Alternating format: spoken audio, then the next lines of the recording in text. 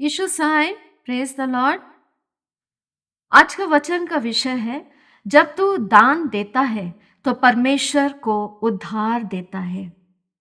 नीति वचन 19 का 17 में हम पाते हैं, जो कंगाल पर अनुग्रह करता है वह परमेश्वर को उद्धार देता और वह अपने इस काम का प्रतिफल पाएगा।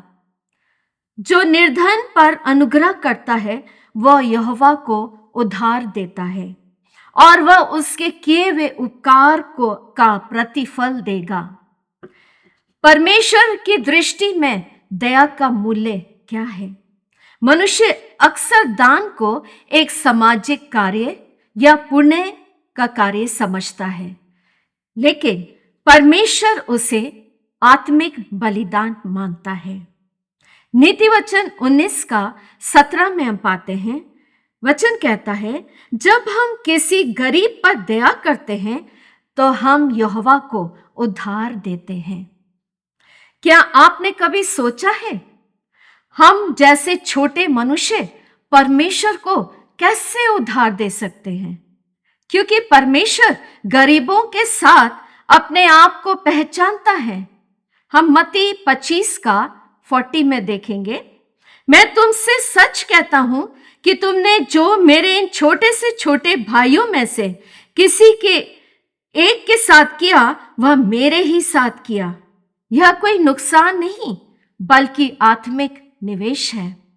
दुनिया कहती है बचाओ, जमा करो, परमेश्वर कहता है बांटो और मैं प्रतिफल दूंगा। लूका 6 का 38 वचन यूं कहता है, दिया करो तो तुम्हें भी दिया जाएगा। लोग पूरा नाप दबा दबा कर और हिला हिलाकर और उभारता हुआ तुम्हारी गोद में डालेंगे, क्योंकि जिस नाप से तुम नापते हो उसी से तुम्हारे लिए भी नापा जाएगा। जब हम किसी जरूरतमंद को देते हैं तो हम परमेश्वर के खजाने में निवेश करते हैं, ऐसा निवेश जो ब्याज समेत लौटाया जाता है, कभी इस जीवन में कभी अनंत जीवन में। दया केवल पैसे से नहीं, प्रेम से। बहुत लोग सोचते हैं कि दान केवल धन से ही होता है, परंतु दया के अनेक रूप हैं। पहला, समय देना। दूसरा, किसी दुखी को सांत्वना देना। तीसरा, किसी को भोजन, वस्त्र और शिक्षा देना। चौथा, किसी का बोझ उठाना। वचन हम पाते हैं गलाती का 6 का 2 में लिखा है। और सबसे बड़ा दान प्रेम देना, जो हम पाते पहला कुरिन्थी 13 का 3 में। पहला यूहन्ना 3 का 17 में वचन यूं कहता है, पर जिस किसी के पास संसार की संपत्ति हो और वह अपने भाई को कंगाल देखकर उस पर तरस खाना ना चाहे, तो उसमें परमेश्वर का प्रेम कैसे बना रह सकता है? परमेश्वर भूलता नहीं, वह प्रतिफल देता है।